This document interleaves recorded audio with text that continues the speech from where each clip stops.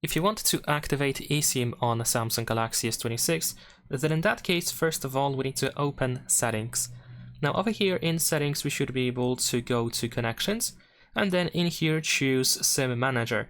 Now, if you do not have any physical SIM card inserted into the phone, then most likely you will immediately see the setup for eSIM.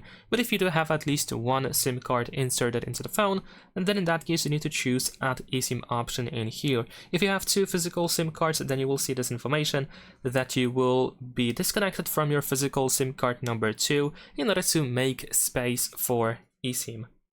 Now over here you can transfer your SIM from another Android phone, or you can just scan the QR code in case you have it.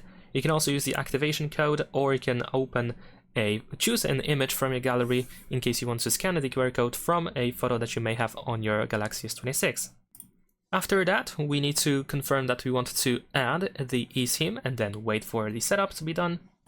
And there we go. Now over here we have updating SIM information, of course. If you see the option to edit SIM names and icons, then of course you can do so quite easily. You can also go next. You can choose preferences, whichever SIM you want to use for calling, messages, and mobile data. And there we go. Of course, you can make sure that eSIM is activated in here. That is pretty much it. Leave a like and subscribe.